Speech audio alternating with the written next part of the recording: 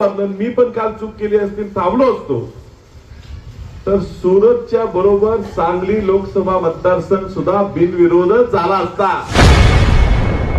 फक्त वसंतदादा घरच नाही तर काँग्रेसच संपली पाहिजे हा डाव आखलायच लागेल. आज तुम्ही दिल्लीत जात नाही, लोकसभेत बसत नाही, हिंदीमध्ये बोलता येत नाही, इंग्रजीत प्रश्न मांडता येत नाही. कुणाला का खासदार व्हायचं हेच कळलं. त्यांच्या मागे काही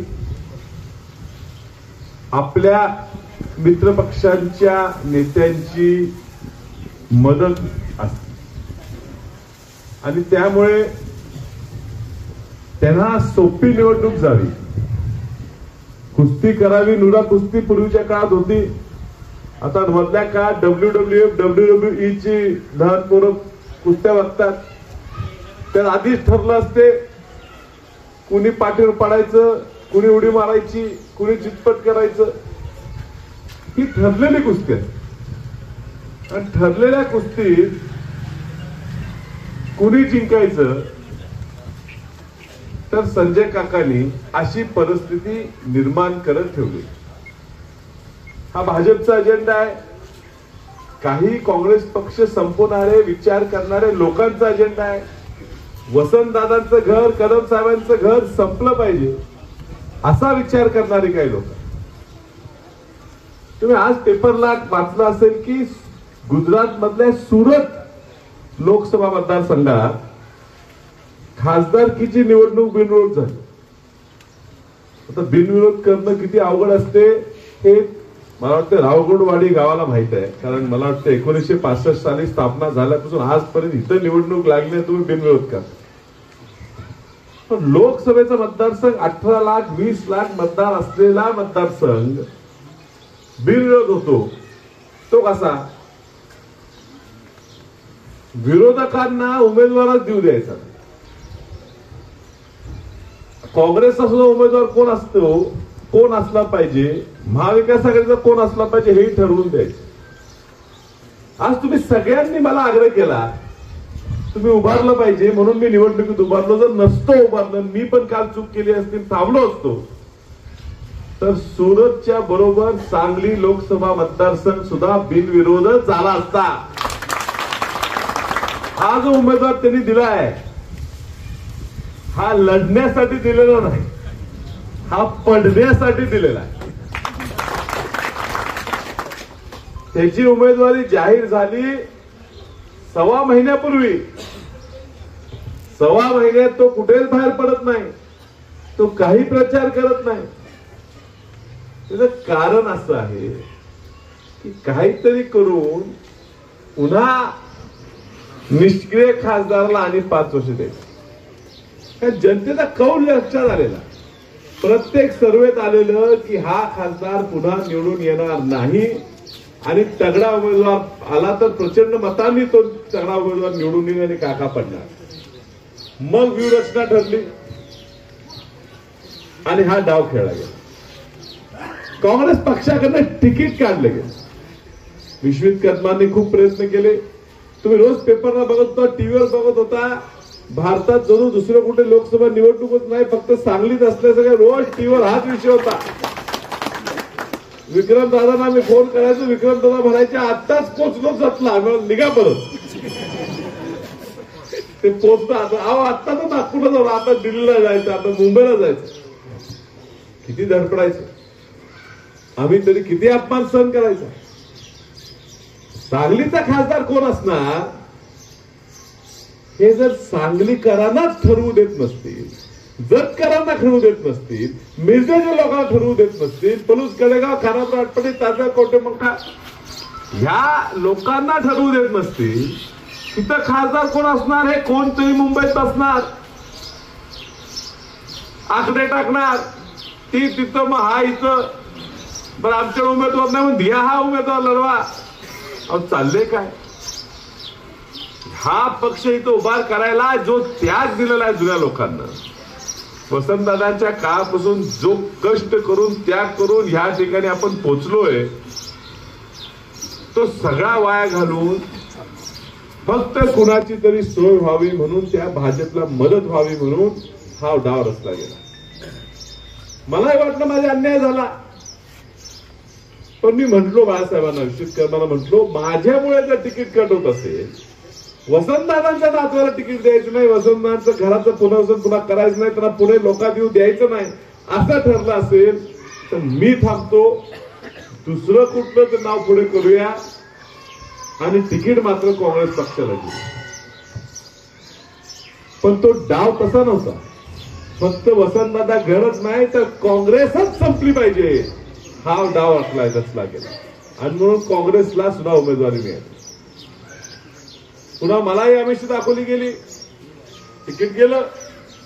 मला म्हटले खासदार करतो, राज्यसभेवर पाठवतो, 6 वर्ष निवडणूक नाही, निवांत दिल्लीत बसा. ते नसेल विधान परिषदेत तिकीट घ्या, विधानसभेला देतो, विधान परिषद देतो, मंत्री करतो, काय काय आमिष दाखवली. पण ज्या जनतेनं ह्या वेळेला ठरवलेलं आहे की संजय काकाचा पराभव करायचाच, तर त्या जनतेला पर्याय माझ्या जर नात्यानं दिसत असेल तर मी माघार घेऊन चालणार नाही. आणि म्हणून मी ठरवलं की ही निवडणूक ताकदीनं काँग्रेस पक्षाच्या विचारानं लढायची. महाविकास आघाडीचा खरा विचाराचा उमेदवार हा आपला अपक्ष म्हणजे मीच लिफाफा चिन्हावर तुमच्या पुढे येणार. आणि तुम्ही सगळ्यांनी खूप रेटा लावला. मला एवढे फोन काका तालुक्यातून काय काय लोक फोन करून कानडीत बोलायचे, मला बी काही कळत नव्हतं, मी बी हो हो म्हणायचो, पण त्याच्या भावना समजत होत्या. थांबायचं नाही, लढायचं हे प्रत्येक जण सांगत होतं. आणि म्हणून ह्या तालुक्यातली सुरुवात आज प्रचाराची मी केली.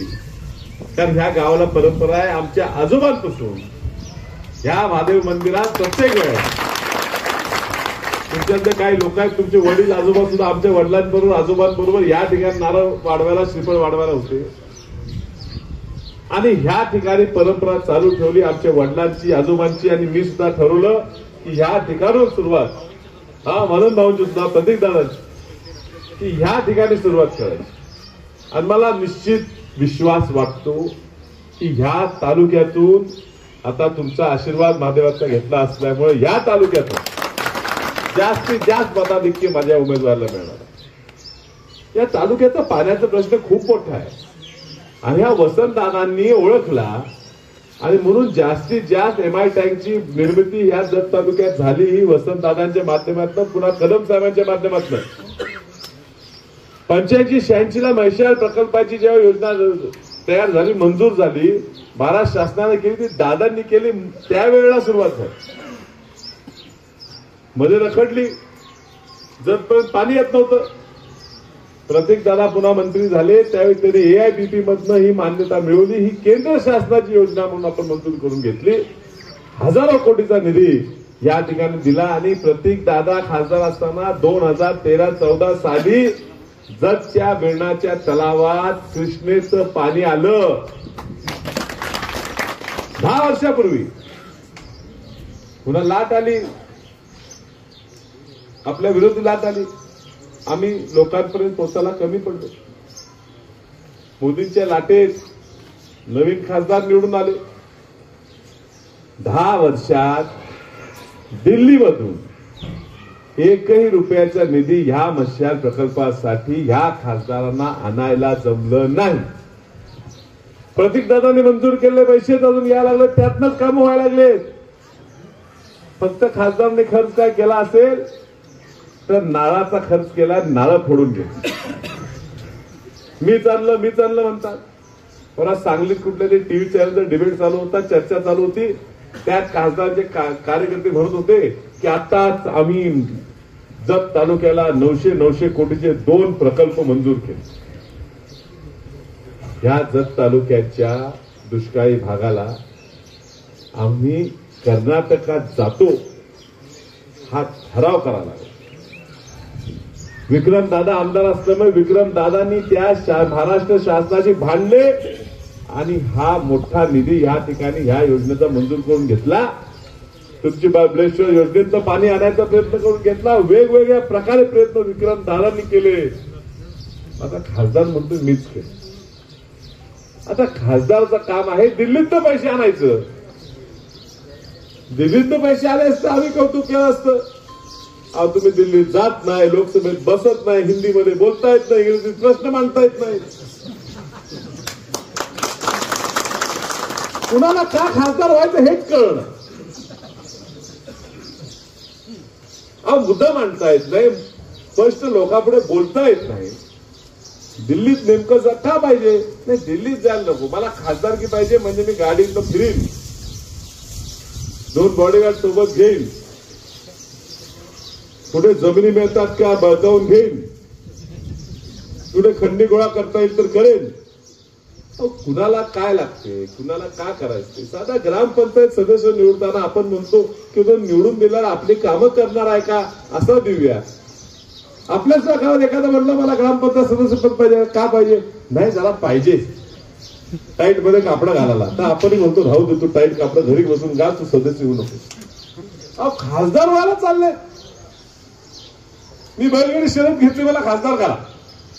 आश्चर्य आहे काय चाललंय काय? आणि म्हणून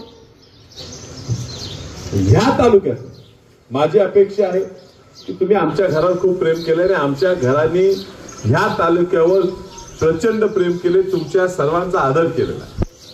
येणाऱ्या निवडणुकीत मी आपल्याकडनं एवढीच अपेक्षा करतो. हा नवीन चिन्ह आहे, नवीन चिन्ह घेऊन लोकांपुढे आलो. आपल्याला हाताची सवय आहे, मात्र मला हातावर उभारूच देत नाही. मी मागितलं तर माझ्याकडे हात लांब असतो. काँग्रेस पक्ष संपवायचं चालले, आपण जीवन ठेवायचं आहे. ही तुमची आमची जबाबदारी आहे. हा लिफाफा हा काँग्रेसच्या हातातला लिफाफा. हा लिफाफा उघडला, ह्या लिफाफा उघडलं तर त्यातनं हात बाहेर येणार आहे, हे आपण जाणीव ठेवायचं. आणि हा लिफाफा दिल्लीला पाठवायचा. आता अप्पू काकामध्ये बोलले, हा लिफाफा दिल्लीत पाठवायचा. घरोघरी पोचवा लागणार चिन्ह, लोकांना सांगा लागणार कसा अन्याय होतोय, आपल्या काँग्रेस पक्षावर सांगा लागणार कसा आपल्या जिल्ह्यावर अन्याय होतोय. आपली हा लढा हा काँग्रेस पक्षाच्या अस्तित्वाचा आणि सांगली जिल्ह्याच्या अस्मितेचा लढा आहे, हे लोकांना समजून सांगा लागणार. शेवटी 5 वर्षांनी निवडणूक आहे. कुठे आम्ही कमी पडलो तर दर 5 वर्षांनी तुमच्या पुढे येणार आहे आणि नुरा कुस्तीने येणार नाही. हा जर संधी सोडली, आता जर आपण ह्या भाजपला पुन्हा निवडून येऊ दिलं तर जसं सुरत बिनविरोध झालं, ह्याच्या पुढच्या सगळ्या निवडणुका बिनविरोध करून एक हाती सत्ता त्यांनीच चालवतील आणि एवढी माज आणि वस्ती त्यांच्यात येईल की जनतेला चिरडून टाक.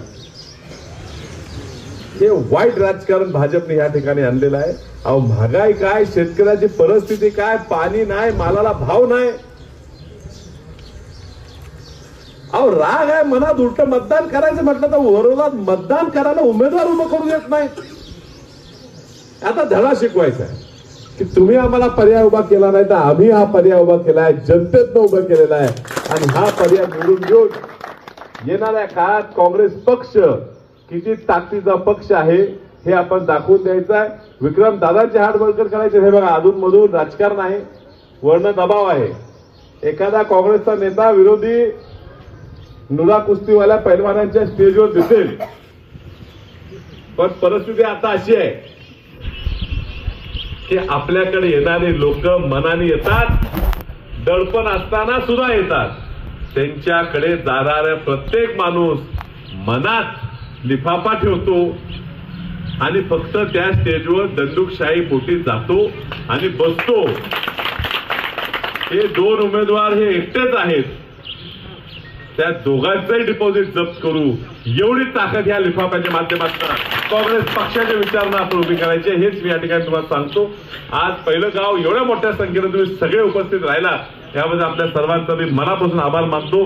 आणि आमच्या आजोबांवर, आमच्या वडिलांवर, आमच्या सगळ्या कुटुंबियांवर तुम्ही आजपर्यंत एवढं प्रेम दिलं, तेच प्रेम माझ्याही सुद्धा पदरात आपण सगळ्यांनी घालावं, द्यावं ही विनंती करून आपली सगळ्यांची चर्चा घेतो.